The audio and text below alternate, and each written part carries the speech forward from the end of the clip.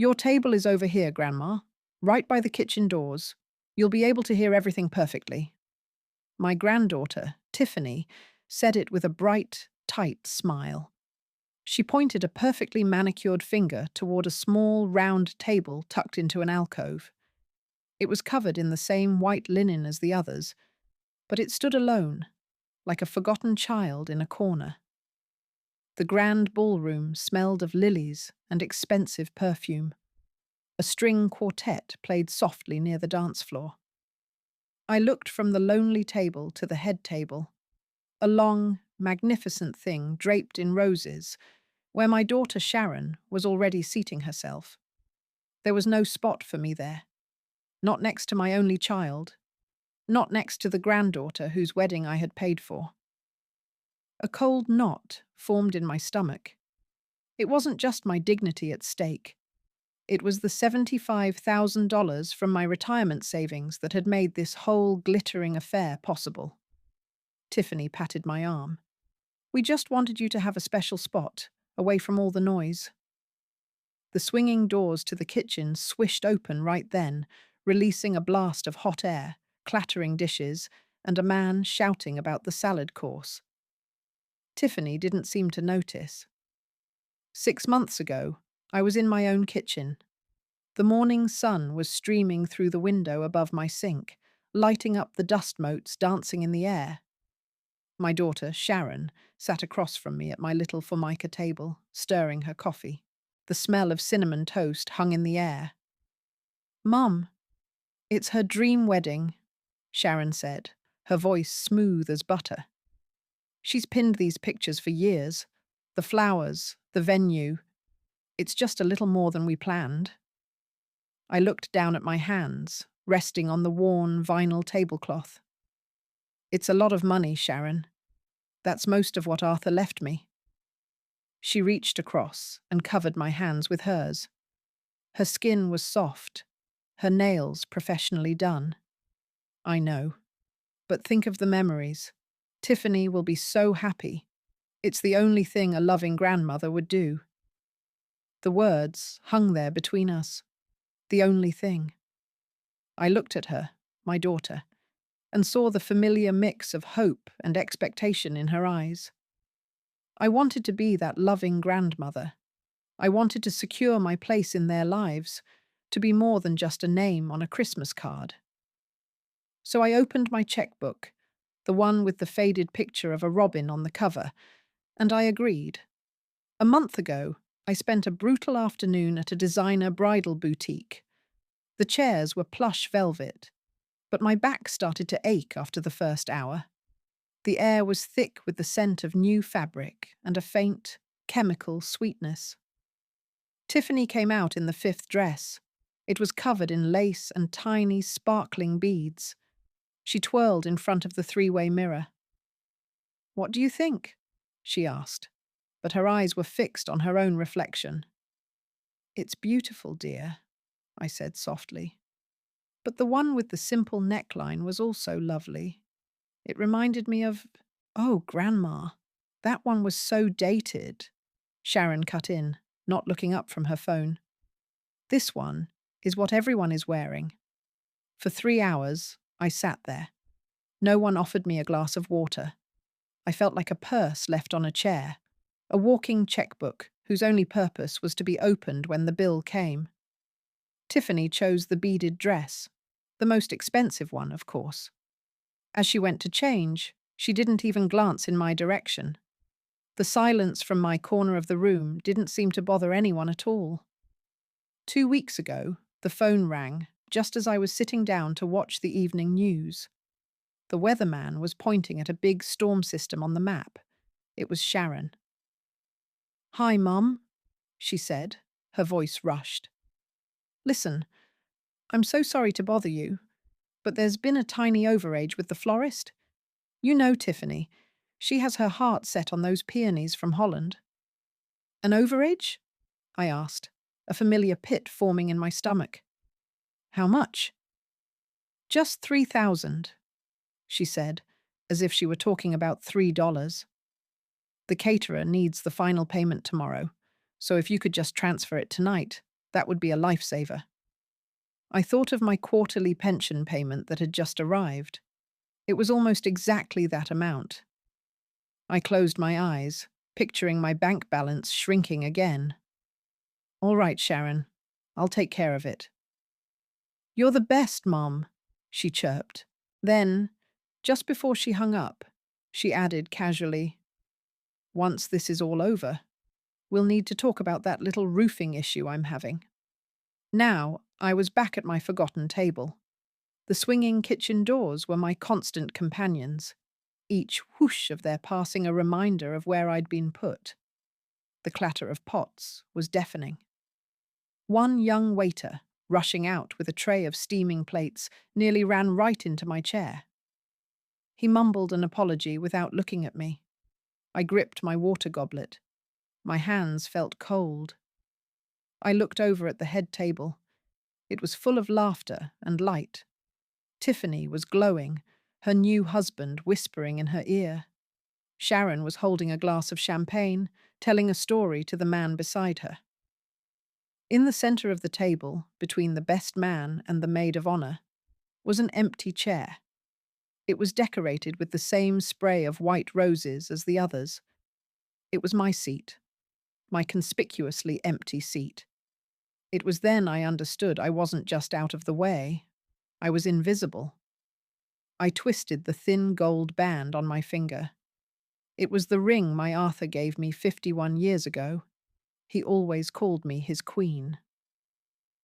You're the queen of this castle, Eleanor, he'd say, even when our castle was just a 2-bedroom starter home with a leaky faucet. He would never have let me be treated like this. He would have stood up, his voice calm but firm, and said, Sharon, what is the meaning of this? Eleanor sits with me. The memory felt so real, I could almost smell his Old Spice aftershave over the scent of wilting gardenias. The thought of him gave me a little jolt, like a static shock. It wasn't sadness, not right then. It was a tiny spark of his strength, reminding me I was more than just a checkbook tucked away by the service entrance. Just then, a young man with a kind face stopped by my table. He couldn't have been more than 20. His white jacket was crisp. "Ma'am?" he said, his voice quiet under the din of the music. "Can I get you a proper glass of champagne? You shouldn't be drinking from the water goblet." He gestured to the thick, squat glass I was holding. I hadn't even noticed. "Oh, yes, thank you. That would be lovely," I managed to say. He returned a moment later with a tall, elegant flute, the bubbles fizzing cheerfully. He poured it for me with a steady hand. "Enjoy the evening," he said, with a small smile. His simple act of kindness was a dam breaking inside me. It was the first time anyone had really seen me all night. I took a sip from the proper glass. The champagne was cold and sharp. I looked over at the head table, a long, magnificent thing draped in white linen and overflowing with roses. Tiffany threw her head back and laughed, a loud, theatrical sound. Her new husband beamed at her. For a split second, her eyes met mine across the room. I saw not a hint of warmth, just a flash of annoyance, like I was a problem she had already solved and didn't want to think about again. She turned back to her husband, dismissing me completely. Then I heard a girl at the next table, a bridesmaid in a seafoam green dress, whisper to her friend, "I can't believe Tiffany actually sat her own grandmother over there." Her friend just shook her head, her eyes wide. It seemed even strangers could see the cruelty my own family could not. My mind drifted back to last week, to the final dress fitting. The air in the boutique smelled of money and perfume. I had brought a small pouch I'd sewn myself from a piece of my own wedding veil. Inside was a tiny blue button from my mother's favorite dress. A little something old, something new, something blue. I handed it to Tiffany. "This is for you, sweetheart," I said. "For good luck." She took the little pouch between two perfectly manicured fingers. "Oh," Vintage, she said, her voice flat. She didn't even look inside. She passed it to Sharon, who was busy texting. Mom, hold this. Sharon glanced at it and dropped it into her giant designer purse without a word. I knew right then it would be forgotten, lost among receipts and lipstick tubes. That quiet dismissal hurt more than any loud argument ever could. The clatter of forks on plates began to die down. A man with a microphone and a shiny vest stepped onto the dance floor. All right, everyone, let's have a big round of applause for our happy couple. He boomed. It's time for our toasts. I saw Sharon lean over and nudge Tiffany. My granddaughter glanced over at me, her expression impatient, and gave a vague little wave in my direction, as if summoning a servant. I felt 100 pairs of eyes turn toward my little table by the kitchen. The kind young waiter, who was clearing plates nearby, caught my eye and gave me a discreet, encouraging nod. I pushed my chair back. The sound of its legs scraping on the polished floor seemed terribly loud. My path to the microphone felt a mile long, a walk toward a decision I hadn't known until this very second that I was about to make. I stood at the microphone, the metal cool and heavy in my hand. My little note card felt flimsy in the other. It had a nice speech written on it, full of memories and blessings I no longer felt. My heart was a cold, hard knot in my chest. I looked out at the sea of faces, all turned toward me. The lights were bright. Then my eyes found the head table. I saw my daughter, Sharon, smiling a tight, practiced smile. And I saw Tiffany, my granddaughter, who looked at me with an expression of pure, impatient boredom. She just wanted me to say my piece and sit back down in my corner. I took a slow breath. I could smell the heavy scent of the lilies banked against the stage. I folded the little note card in half, then in half again, making a sharp crease with my thumbnail. I slipped the small, thick square into the pocket of my dress. My mind was suddenly perfectly clear. I looked past the head table, past all the guests in their expensive clothes. My eyes found the kind young waiter standing near the bar. He gave me a tiny, almost invisible nod. Behind him, I could see the rest of the catering staff moving through the shadows, a silent army working to make this perfect day happen. They were ghosts, just like me. I thought of my last Social Security statement, lying on the little desk in my kitchen. I thought of my savings account, now almost empty. I thought of all the phone calls from Sharon, the ones that always started with Mum. There's just one more tiny overage. I cleared my throat. The sound echoed slightly in the quiet room. I leaned into the microphone. I have an important announcement to make regarding a financial gift. I walked back to my little table by the swinging kitchen doors. The journey felt 100 miles long. The room was so quiet you could hear the air conditioning hum. No one touched their champagne. No one whispered. They just stared. Sharon's face was a mask of pale fury. Tiffany's mouth was slightly open, her eyes wide with a confusion that was quickly turning to anger. I sat down in my chair, my back straight. The catering manager, a man with a neat grey mustache, hurried over to my table. He bent down, his voice a low, urgent whisper. "Ma'am?" he said, his eyes full of disbelief. "Mrs. Gable, are you serious?" I picked up my water goblet and took a small sip. I looked him right in the eye. "Yes," I said, my voice steady. "I am." I didn't stay for the cake. I didn't need to. I walked out of the grand ballroom, leaving the stunned silence behind me. The cool night air felt wonderful on my face. As I crossed the gravel parking lot, my little clutch purse began to buzz. It was a text from Sharon, then another, and another. My phone vibrated like an angry hornet trapped in a jar. I got into my old Buick, the familiar smell of worn leather and peppermint calming me down. I didn't read the messages. I knew what they would say. I held the power button down until the screen went black. Then I opened the glove compartment, placed the phone inside next to a stack of old napkins, and clicked it shut. The drive home was quiet, and for the first time in years, I felt a deep, unshakable calm. The next morning, sunlight streamed into my kitchen. I had slept soundly without dreaming. I turned my phone on just to see. 37 missed calls, a dozen voicemails. I turned it off again. I made a pot of Earl Grey tea, the way my Arthur always liked it, and carried my favourite mug out to the back porch.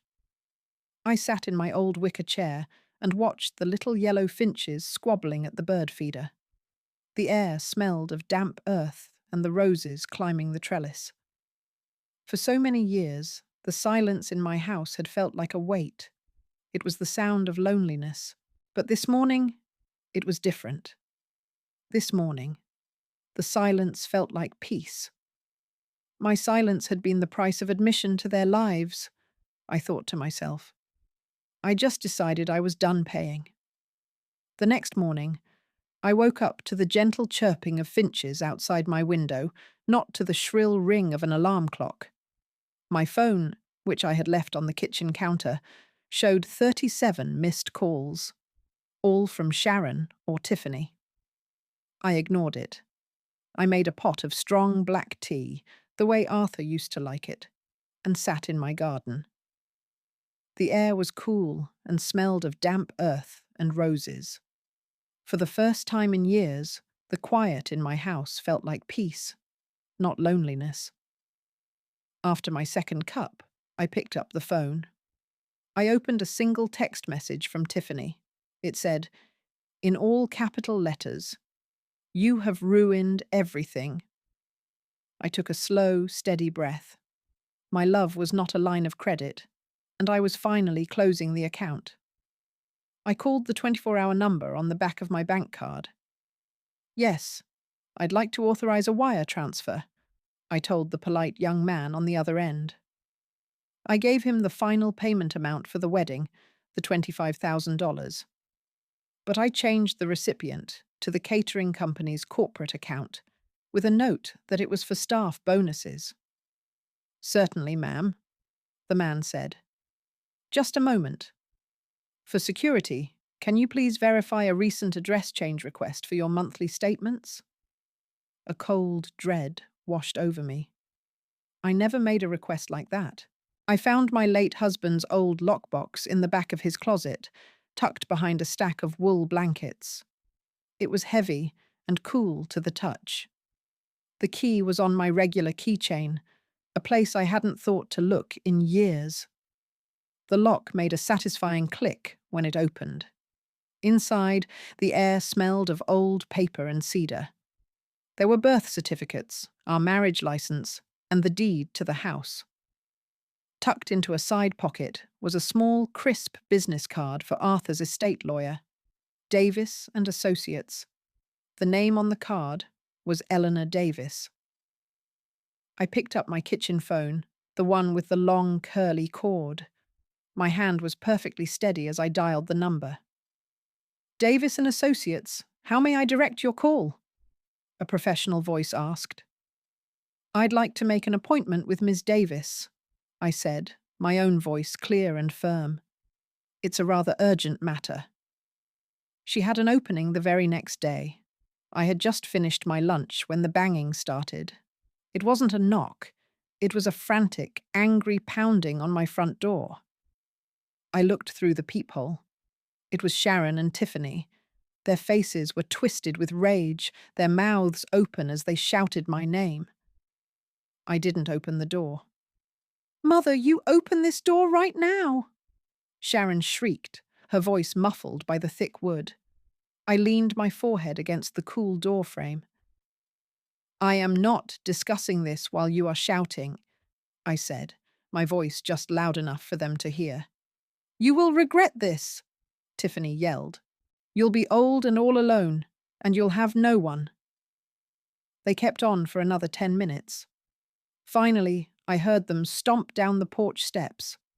A car door slammed, and an engine roared to life. As the sound faded, I felt a sharp pang of sadness, but not a single drop of regret. The law office was quiet and smelled of leather and lemon polish. Ms. Davis was a woman in her 50s, with sharp eyes and a no-nonsense grey suit. She didn't offer platitudes. She offered me a cup of coffee and listened. I told her everything, from Sharon's first request for money to the humiliation at the wedding table. I told her about the address change request I hadn't made. She listened without interrupting, her pen making small, neat notes on a yellow legal pad. When I finished, the silence in the room was heavy. She looked me straight in the eye. "Good for you," she said, her voice firm. "Now, let's protect you." Our first order of business was a full financial review. Ms. Davis had me log into my online banking portal on her office computer. She printed my statements, and then we pulled my credit report. The printer hummed softly as the pages slid out, still warm to the touch. I stared at the lines of black text, my heart sinking. "What is this?" I asked, pointing to a loan I didn't recognize. "A car from a luxury dealership?" "It seems you are the co-signer on a loan for a new SUV taken out 6 months ago," Ms. Davis said calmly. "For Tiffany." I felt foolish and blind. I didn't even remember signing it. She kept reading, her finger tracing a line down the page. She stopped. "Oh dear," she murmured. She turned the paper toward me. There it was, a mortgage guarantee. I was the financial guarantor on the loan for Sharon's condominium. Ms. Davis looked at me, her expression serious. "Ma'am," she said gently, "if your daughter stops making her payments, the bank will come after your house." It was a small test of courage, but it felt as big as a mountain. My phone rang on Tuesday morning, right on schedule. The screen said, "Barbara Jenkins, the head of my church's hospitality committee." I picked it up, the plastic cool against my ear. "Eleanor, dear," she said, her voice a cheerful chirp. "It's that time again. We're putting you down for the annual bake sale. We just can't do it without your famous casseroles." For 20 years, I had run that sale. It meant a week of shopping, 3 days of non-stop cooking, and $100 of my own money for ingredients. I took a breath.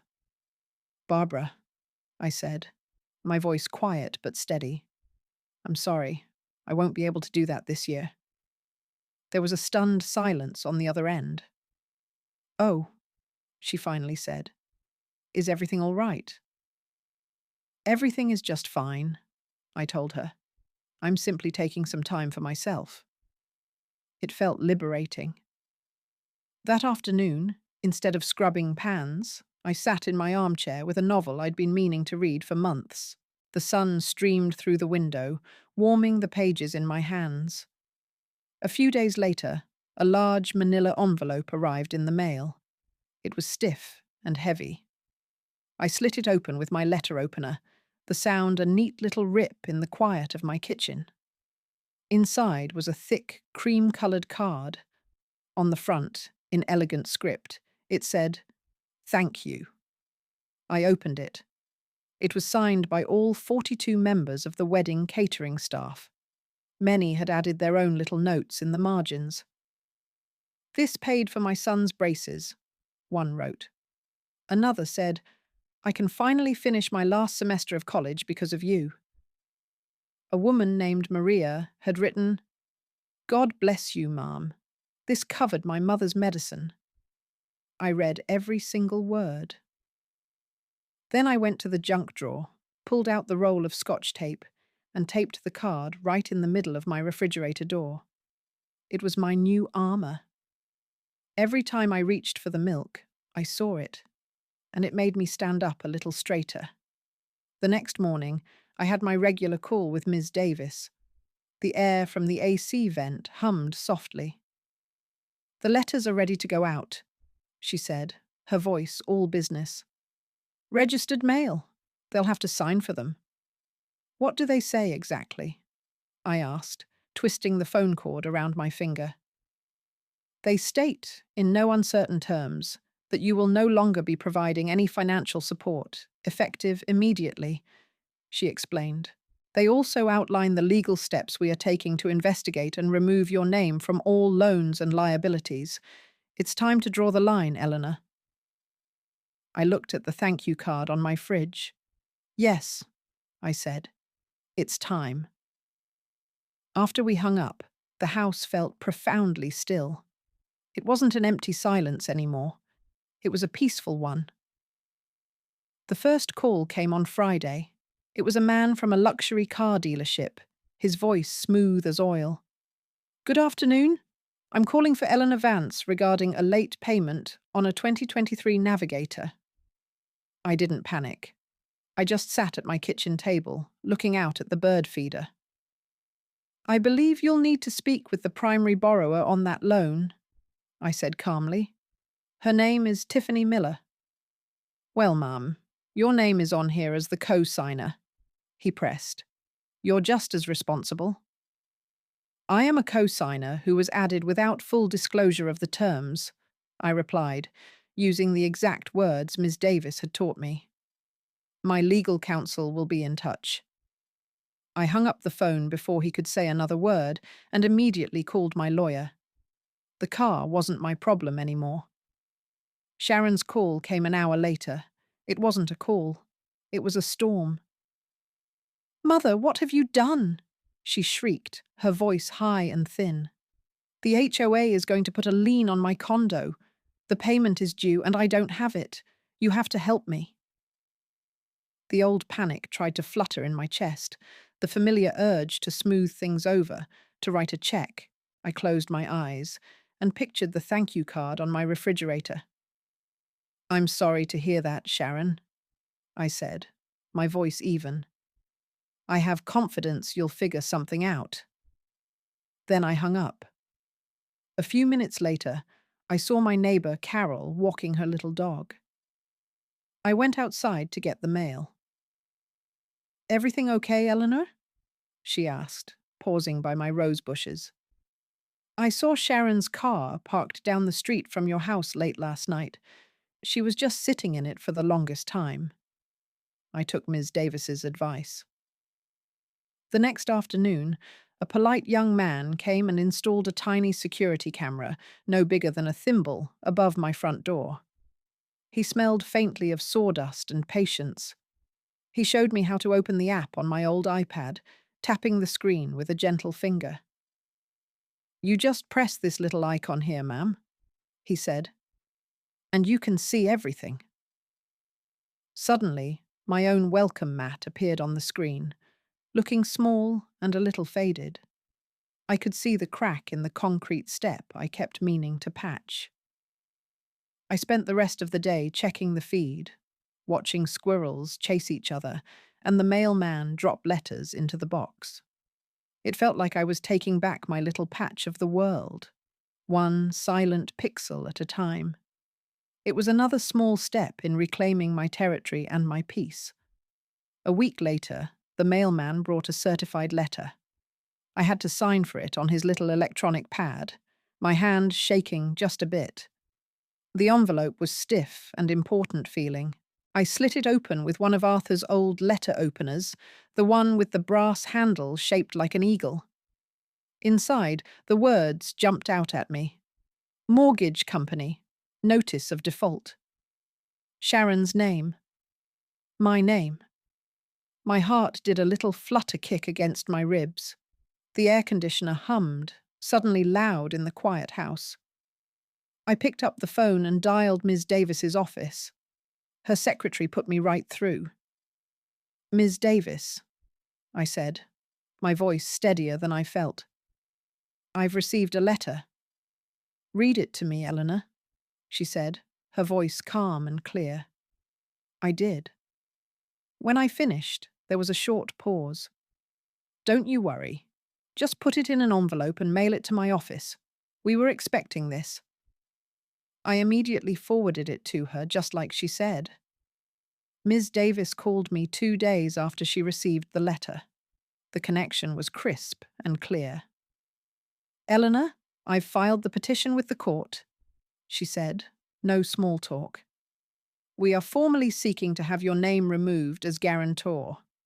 We're citing elder financial abuse and the emotional duress you were under." "Is that... will that be enough?" I asked, twisting the phone cord around my finger. I could smell the toast I'd slightly burned at breakfast. "It's a strong start," she said, "but I found something else in my research. Something that will be more than enough." She paused for a moment. "Eleanor, Sharon renewed the loan 18 months ago. I have a copy of the document. Your signature is on it, but it doesn't look quite right to me." A cold stillness spread through me. I remembered that time. I was sick with the flu for 2 weeks. I hadn't left the house. "I never signed that," I said, my voice a whisper. "I know," Ms. Davis said, "and I'm going to prove it." The first domino fell on a Tuesday. I got a call from my cousin Brenda, who always knew everything before anyone else. "Eleanor, is that you? I just heard the most awful thing from Sharon," she said, her voice a mix of pity and excitement. "She said you had Tiffany's beautiful new car taken away in the middle of the night. The poor girl is just devastated." I took a slow breath and looked out the window at a blue jay cracking a seed on my fence. "Brenda?" I said, keeping my voice level and calm. "The bank repossessed Tiffany's car because she and her husband didn't make the payments. That's the whole story." There was a long silence on the other end of the line. I could almost hear the gossip gears grinding to a halt in her mind. "Oh," she finally said, sounding deflated. "Well, I see." The truth, I was learning, didn't need to be shouted. It just had to be spoken. The forgery accusation changed everything. Ms. Davis called me on a Friday morning, and I could hear the satisfaction in her voice. "They're folding, Eleanor," she said. "Sharon's mortgage company doesn't want to be anywhere near a lawsuit involving a forged document. It's very bad for their reputation." I sat down in my new recliner, the one I'd bought just for me. The leather was smooth and cool against my arms. "So what happens now?" "They've offered a deal," Ms. Davis explained. "They will release you entirely from the loan, no strings attached. In return, Sharon must agree to sell the condo immediately. The proceeds will cover the debt, and she'll walk away with whatever is left, if anything."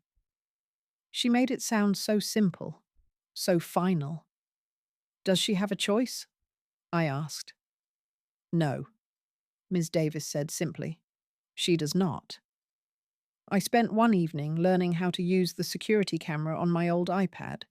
It felt a little sneaky, like I was spying, but Ms. Davis had been firm. After a few tries, I figured out how to scroll back through the recordings. I was watching the footage from the night before, mostly just a stray cat wandering across the lawn, when a car pulled up to the curb. It was Tiffany's white SUV. She got out and looked up and down the quiet street, pulling her coat tight around her. Then she walked right up my front path and onto the porch. I watched the grainy, black and white figure pull something from her pocket. It was a key, my old house key. She put it in the new lock I'd had installed. She jiggled it, pushed against the door, then tried again. Seeing her face contort in frustration brought me no joy, just a grim, sad certainty that I had done the right thing. She finally gave up, threw her hands in the air, and stomped back to her car. I pressed the little button on the screen that said, "Save clip." I didn't know why, but it felt like a piece of evidence I needed to keep. A few days later, my cousin Brenda called. Her voice was all in a tizzy. Martha, are you on that Facebook thing? You have to see what Tiffany posted. I don't look at it, Brenda. What did she say?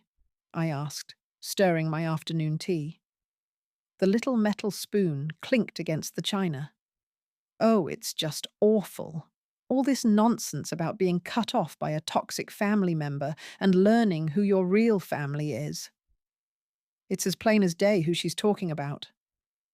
Brenda sounded deeply offended on my behalf. I just felt tired. Well, I said calmly, it sounds like she's finally learning a lesson. There was a pause. That's not the best part, Brenda said, her voice dropping to a conspiratorial whisper. Someone commented on it, a young man. He wrote, "Is this about your grandmother? The one who paid us all a bonus because you treated her so badly? She's a saint." Martha, his comment, has hundreds of those little thumbs-up things. I almost smiled. That little piece of news felt like a window opening in a stuffy room. I spread some travel brochures out on my kitchen table the next morning. The glossy paper felt cool under my fingertips. I saw one for a bus tour of New England in the fall. The pictures of red and gold trees took my breath away. Before I could talk myself out of it, I picked up the phone and booked a spot for one. Later that week, I went to the department store.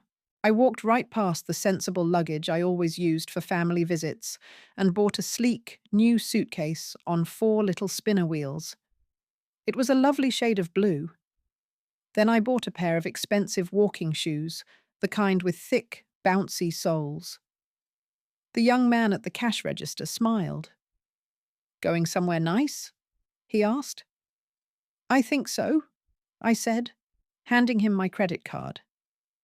The act of packing that suitcase for myself, for my own pleasure, felt more revolutionary than anything I had done in years. The bus rumbled along the highway, and the world outside the big window was a blur of autumn color. I was enjoying the quiet when a woman with a kind face and short, silver hair sat down in the empty seat next to me. "All this beauty," she said. "It's almost too much to take in, isn't it? I'm Margaret." We started talking. She was a retired librarian with a wicked sense of humor. We talked about books and bad television and the ridiculous price of groceries. At one point, she made a joke about a roadside sign for a taxidermy shop, and I started laughing. It wasn't a small, polite chuckle. It was a deep, rolling laugh that made my sides hurt. "Oh my," I said, wiping a tear from my eye. "I haven't laughed like that in ages." "Well, we'd better do it again soon," Margaret said with a grin. I realized with a pang in my chest that it had been years since I'd had a real friend. Someone who wasn't related to me. Someone who just liked me for me. When I got back from my trip, my house felt different. The silence wasn't lonely anymore. It was peaceful. I picked up the phone and made an appointment with Ms. Davis. I walked into her office feeling taller than I had in a long time. The leather of the client chair felt firm and supportive under my hands. I told her I was ready to update my will. I left Sharon and Tiffany each a small, specific amount of money, enough to show I hadn't forgotten them, but not enough to change their lives. It wasn't about punishment. It was about purpose. "And the rest of it?" Ms. Davis asked, her pen poised over the legal pad. "The bulk of my estate," I said, my voice clear and steady, "will be divided. Half to the local animal shelter and half to a nursing scholarship at the community college." Ms. Davis looked at me over her glasses for a long moment, then a slow smile spread across her face. "Martha," she said, "I think that's a wonderful legacy." The phone rang one Tuesday afternoon while I was wiping down my kitchen counters. I almost didn't answer the unfamiliar number, but something made me pick it up. A man's voice, polite and professional, asked, "Is this Mrs. Eleanor Vance?" "Yes, it is," I said, holding the cool plastic of the receiver to my ear. Mom, this is Mark from Prestige Catering. I was the manager at your granddaughter's wedding last year. My heart did a little flip. I hope I'm not disturbing you, but something's been on my mind. He told me about the young waiter, Alex. He said my gift had been divided evenly among the staff, and for Alex, it was enough to pay off his final semester of nursing school. He's a good kid, Mrs. Vance, Mark said, his voice warm. He's been asking me for weeks if I could give him your number. He wants to thank you himself. I looked around my quiet kitchen, at the sunbeam lighting up the dust motes in the air. Would that be all right, Mom? He'd be thrilled to just say hello. I told the manager it was fine. The next day, Alex called. His voice was just as I remembered, young and respectful. We agreed to meet for coffee at a little shop downtown. The air inside smelled of roasted beans and cinnamon. He was already there, sitting at a small table, and he stood up the moment he saw me. I don't know how to thank you, Mrs. Vance, he said, his hands wrapped around a steaming paper cup. That money, it changed everything for me. I was working 2 jobs, and I was about to drop out. He told me he was going to be a geriatric nurse, that he wanted to work with older folks and make sure they were always treated with dignity. His earnestness was like a balm on an old wound. I watched his young, hopeful face as he talked, and I felt a warmth spread through my chest that had nothing to do with the coffee. The world needs more young men like you, Alex, I told him. As we left, we promised to stay in touch. Watching him walk away, so full of purpose, I felt a little piece of my own heart stitch itself back together. That coffee with Alex started something in me. It was time to stop living in a museum of my old life. I went straight home and marched into the guest room. It was still filled with Sharon's old high school bedroom set, a big, clunky thing of white wood and brass handles that she'd refused to take with her. The room had a faint, musty smell. I called a consignment shop from the phone book. 2 men came the next day and hauled it all away. The check they gave me wasn't huge, but holding it felt like a victory.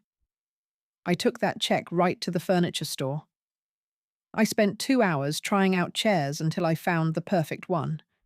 It was a recliner, covered in a soft grey fabric that felt like a warm hug. They delivered it that Friday. I directed the men to place it right in the living room, in the sunny spot by the window overlooking my garden. I sat down, leaned back, and put my feet up. It was the first piece of furniture in 40 years that I had bought just for me. The house felt bigger now, but in a good way. It had space for me to breathe. One morning, I saw a notice on the bulletin board at the grocery store. The county animal shelter needed volunteers to help socialize the scared cats. I called them that day. My job was simple. I just had to sit in a quiet room with the newest arrivals, the ones who were too frightened to come out of their little hiding spots. I would bring a book and read aloud in a low, steady voice. The shelter smelled of clean pine shavings and disinfectant, a smell of hard work and kindness. Most days, nothing happened. But one afternoon, a little grey tabby crept out from under a chair. It cautiously sniffed my ankle. Then, after a long moment, it leaped into my lap. I felt the vibration of its purr through my slacks. It was a tiny, rumbling engine of trust. That little cat didn't want my money or my house. It just wanted my calm presence. The mailman came on a Tuesday while I was out front trimming my dead rose heads. The sharp green scent of the cut stems filled the air. He handed me the usual stack of bills and catalogues, but one envelope stood out.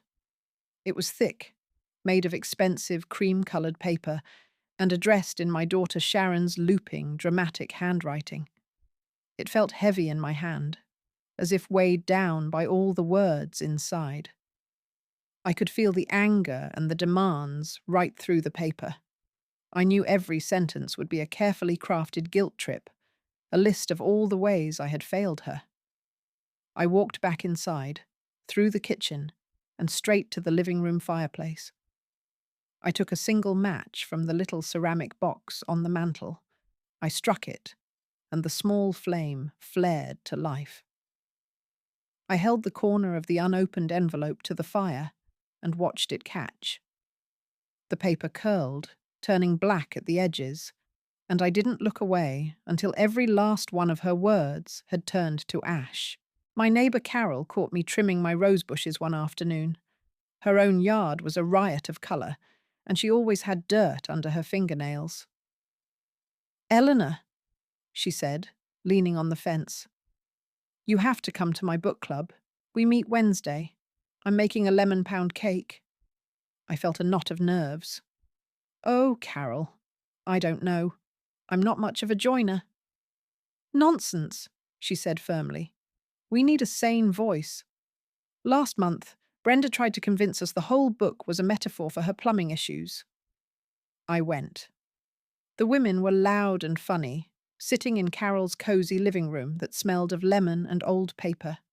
We talked about the book, but we also talked about life. One woman, Mary, rolled her eyes. "My daughter-in-law thinks quality time is dropping off her laundry for me to do." A wave of laughter went through the room. I smiled and said, "I understand that more than you know." A few of the women nodded at me, a look of quiet understanding in their eyes. For the first time in a long time, I felt like I was among people who spoke my language. One Saturday morning, I was out in the garden, turning over the cool soil where I planned to put my spring bulbs. The work was simple and honest. My back ached a little, but it was a good ache. I held a tulip bulb in my palm, its papery skin feeling delicate and tough all at once. I was planting for a future I was excited to see. A car door slammed down the street. For a split second, my stomach tightened. The old reflex expecting Sharon's car to pull up for an unscheduled visit that always ended with a request. But it was just my neighbour bringing in his groceries. I paused, leaning on my trowel, and realised with a jolt that it was October. A year. It had been exactly 1 year since the wedding. I hadn't even marked the date on my calendar.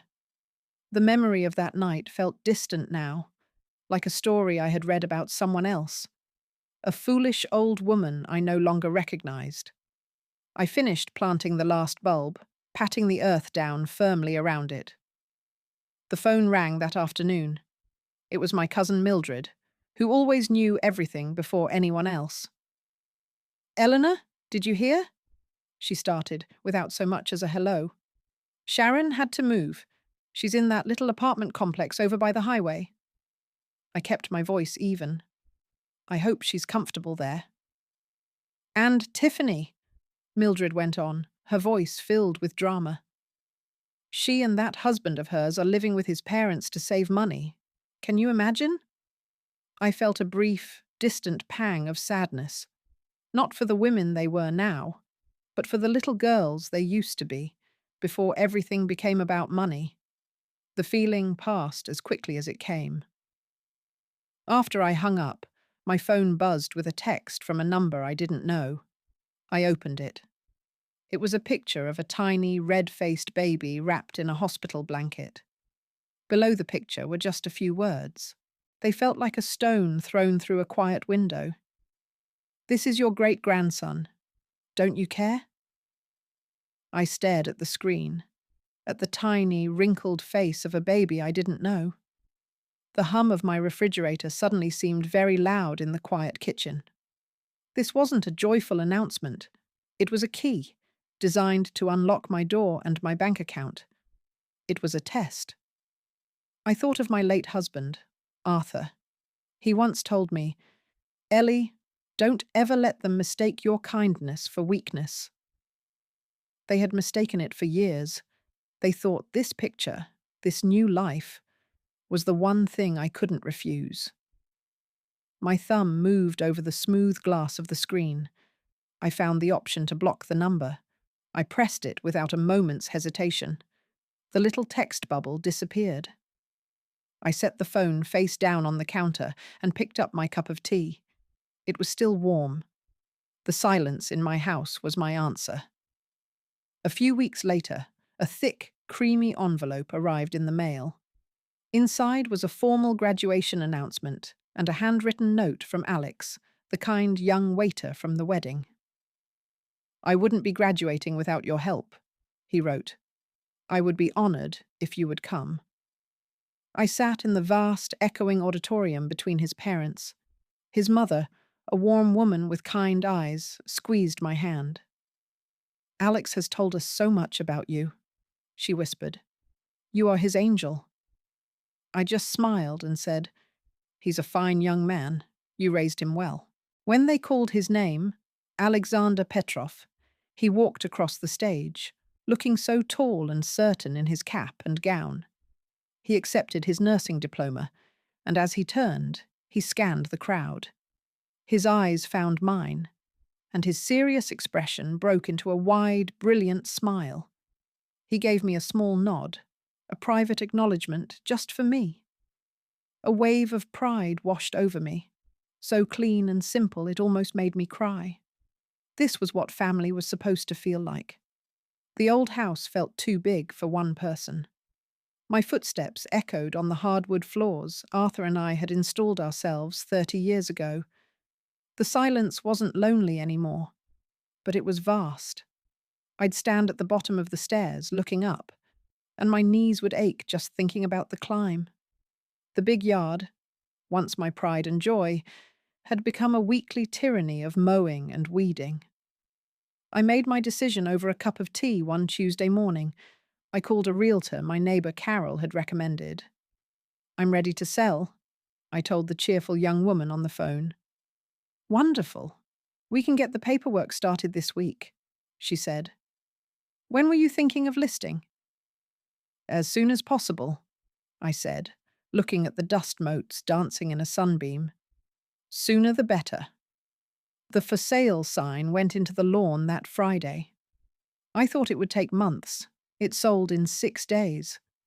The speed of it all left me breathless, a little scared, but mostly it felt like shedding a heavy coat I didn't know I was wearing.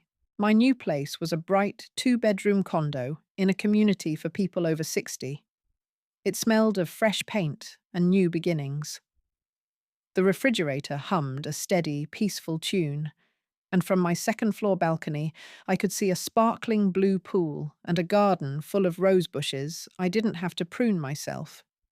The movers grunted as they brought in the last of my boxes, the ones marked memories.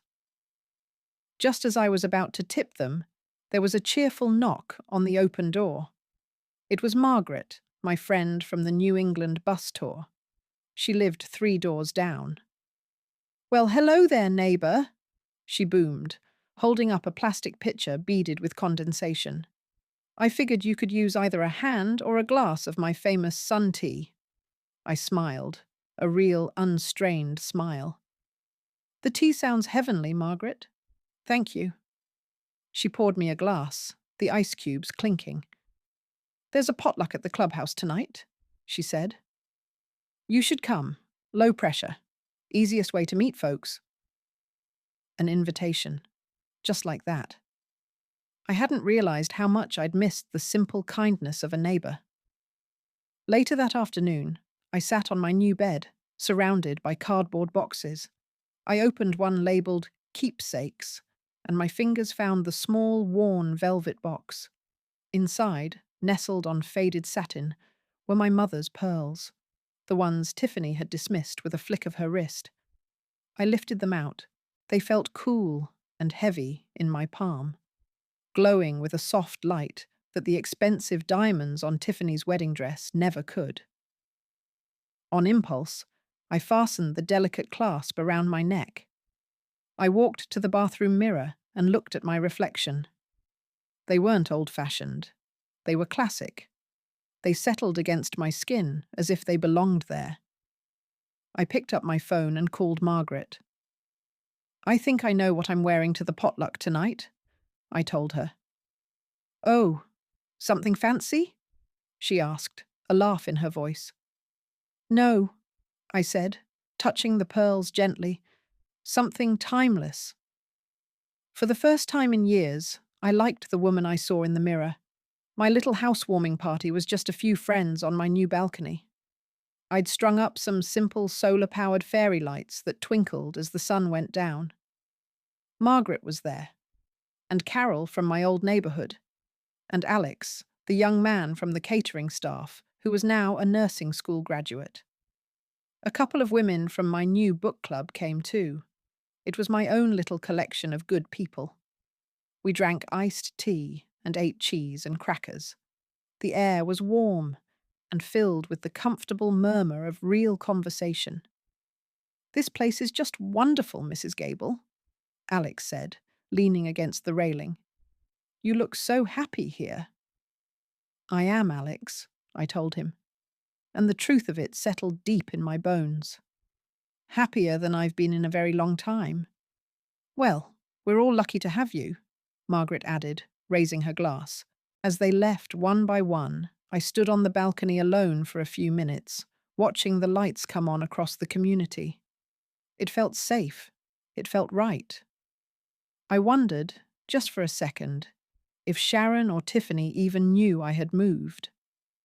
The pharmacy was bright and smelled of disinfectant and floor wax. I was waiting in line to pick up my blood pressure medication when I saw her. Tiffany was in the baby aisle, wrestling a giant box of diapers into the bottom of her shopping cart. The baby was fussing in the seat, a thin, tired little cry. Tiffany herself looked worn to a thread. Her hair was pulled back, her face was pale, and she had dark circles under her eyes. Our eyes met for a single, sharp second across a display of cough drops. I saw a flicker of something in her face. Panic, maybe shame, maybe even a desperate flicker of hope. Then, just as quickly, she turned her back to me, pretending to be fascinated by a bottle of baby lotion. "Mrs. Gable?" the pharmacist called out. "Your prescription is ready." I walked to the counter, paid with my own debit card, and took the small white paper bag. I walked past the baby aisle, out the automatic sliding doors, and into the warm afternoon sun. I didn't look back. Driving home, I felt a strange and total absence of feeling. Not anger, not sadness, not even pity. Just a calm, quiet space where all that noise used to be. I joined a water aerobics class at the community pool. Margaret had convinced me. "It's good for the joints," she'd said, "and the instructor is a riot." The water was cool at first, then felt like a warm hug. The smell of chlorine was sharp and clean.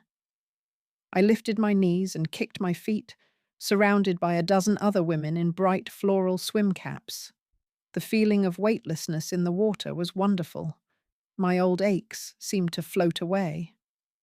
"All right, ladies, pretend you're stomping on all your worries," the instructor shouted over the cheerful music.